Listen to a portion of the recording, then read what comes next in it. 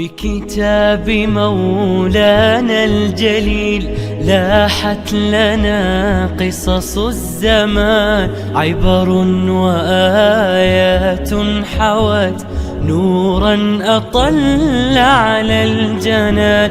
هي سلوة للمؤمنين تلك الحكايا الطاهرات، فيها الأماني سافرات. بسم الله الرحمن الرحيم، الحمد لله رب العالمين، وصلي اللهم وسلم وبارك على سيدنا محمد وعلى آله وصحبه أجمعين. أهلا بكم أعزائي المشاهدين إلى هذه الحلقة الجديدة من برنامج حكاية ومغزى. قصة آدم وإبليس قصة حكاها لنا القرآن في الجزء الثامن. ستكون وقفتنا اليوم مع هذه القصة.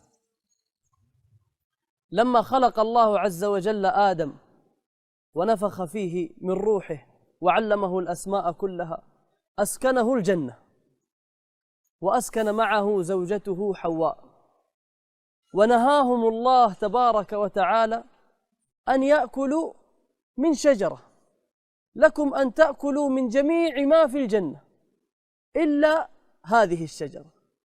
فأتى إبليس عدو لآدم فقاسمهما، كان يقسم يقول إني لكما لمن الناصحين، فدلاهما بغرور، فما زال يوسوس ويقسم حتى أكلا من هذه الشجرة، فبدت لهما سوآتهما وطفقا يخصفان عليهما من ورق الجنة، وناداهما ربهما لما أكلا من هذه الشجرة قال الله عز وجل: ألم أنهكما عن تلكما الشجرة وأقل لكما إن الشيطان لكما عدو مبين؟ قال ربنا ظلمنا أنفسنا وإن لم تغفر لنا وترحمنا لنكونن من الخاسرين. في هذه الحال لما أكلا من الشجرة قال الله لهما: اهبطوا منها. أخرجهم الله عز وجل من هذه الجنة وأنزلهم إلى هذه الدنيا. قال: ولكم في الأرض مستقر ومتاع إلى حين. قال: فيها تحيون وفيها تموتون ومنها تخرجون. ويا آدم اسكن أنت وزوجك الجنة فكلا من حيث شئتما ولا تقربا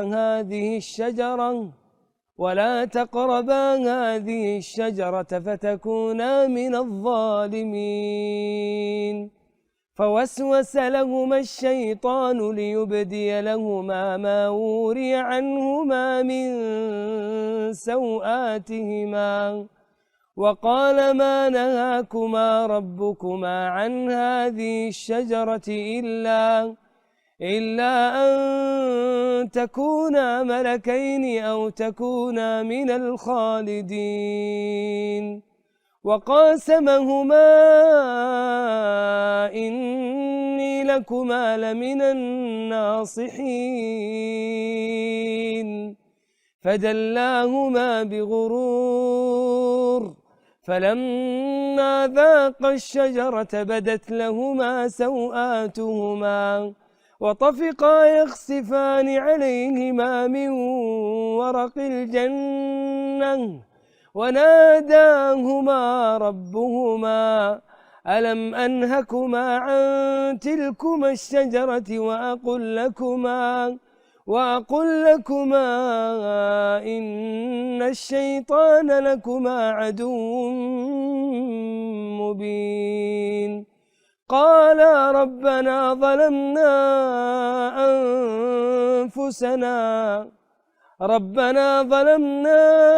أنفسنا وإن لم تغفر لنا وترحمنا لنكونن من الخاسرين.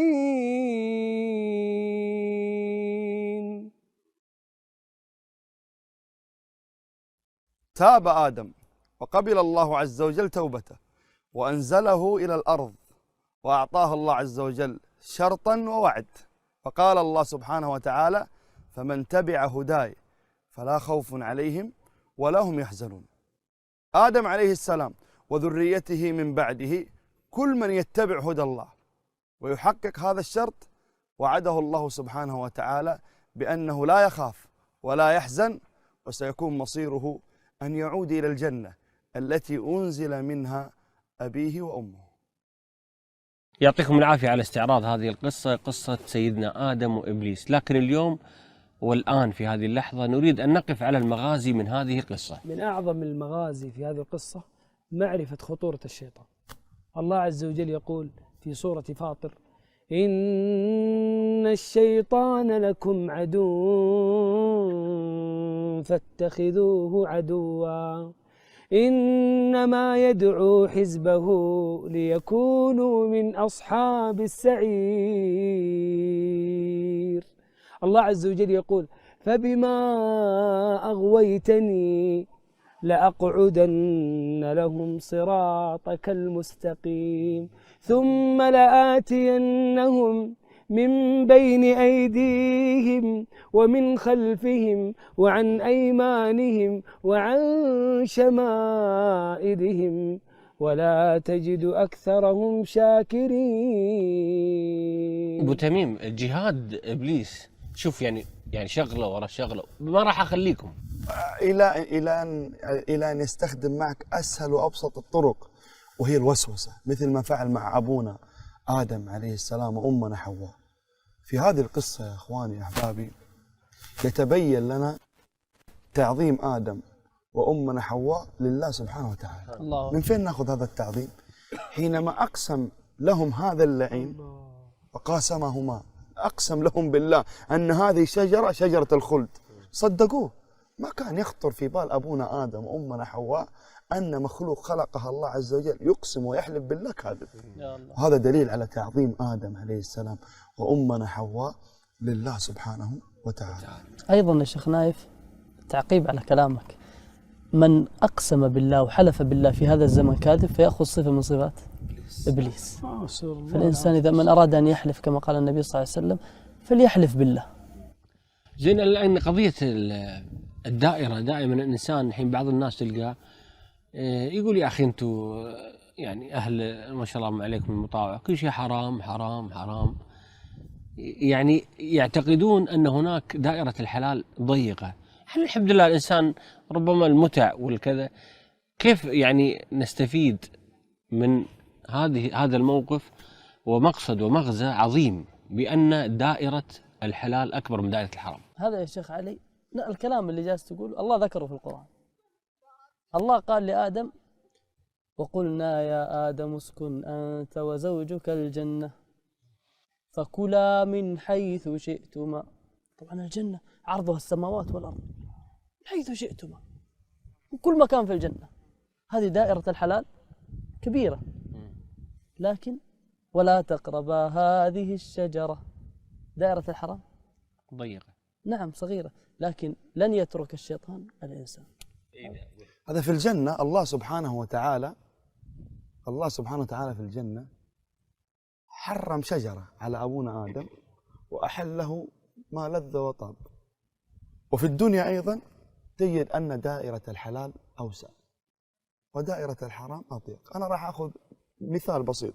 لو جينا للمشروبات، حتى اللي يشاهدونا ويشوفونا الآن، اسأل نفسك عدد لي مشروبات محرمة، تجد يقول لك الخمر، الويسكي، نفسها ترجع هو شيء تنعد على الأصابع المحرم. لكن تعال المشروبات الحلال، يقول لك الماء، عصير البرتقال، عصير الليمون، ويبدأ يعدد من المشروبات أنواع ما لذ وطاب. فتجد أن الحلال دائما أوسع.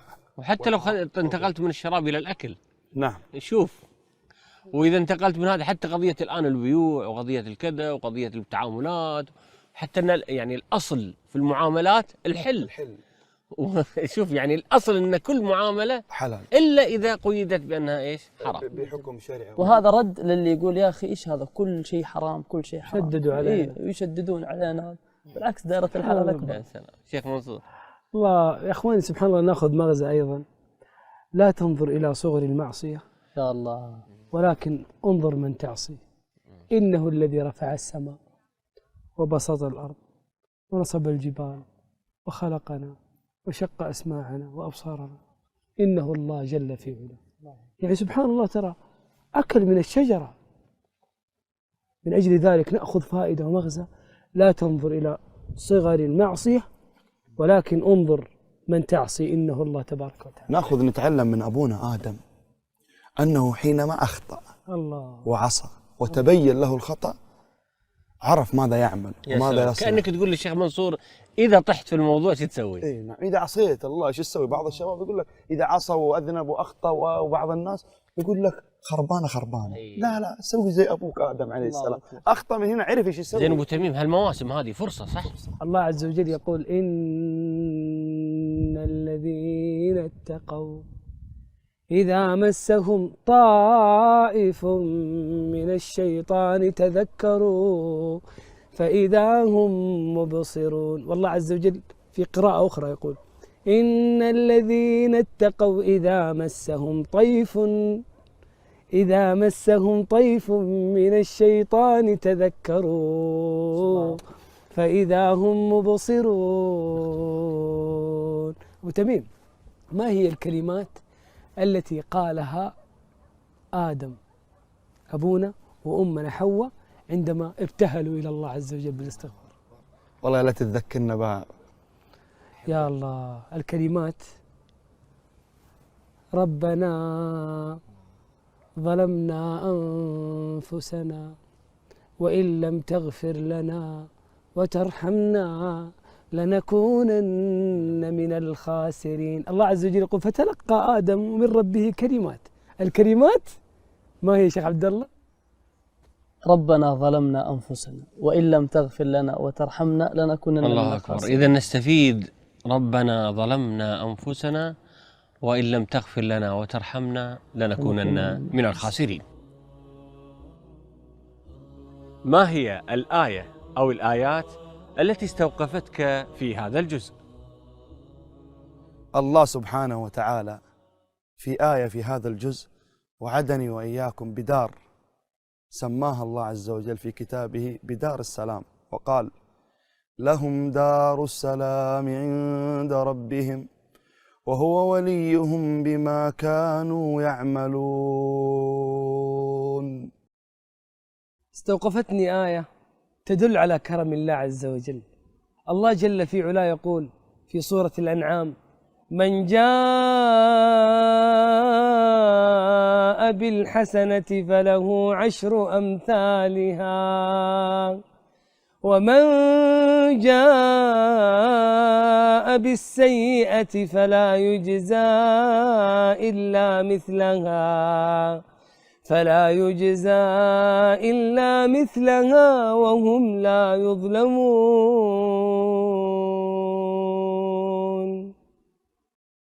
آية أسأل الله أن تكون لي ولكم منهج حياة. قال الله تبارك وتعالى عن أهل الجنة: ونزعنا ما في صدورهم من غل تجري من تحتهم الأنهار وقالوا الحمد لله الذي هدانا لهذا وما كنا لنهتدي لولا أن هدانا الله.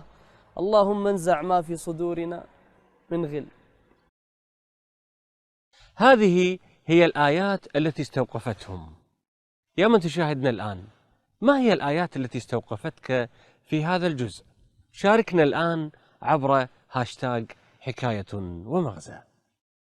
بهذا أعزائي المشاهدين نصل وإياكم إلى ختام هذه الحلقة من برنامجكم حكاية ومغزى، على أمل اللقاء بكم قريبا في حلقة جديدة. حتى ذلكم الحين لكم مني ومن فريق البرنامج أجمل تحية، والسلام عليكم ورحمة الله وبركاته. بكتاب مولانا الجليل لاحت لنا قصص الزمان، عبر وآيات حوت نورا أطل على الجنان، هي سلوة للمؤمنين تلك الحكايا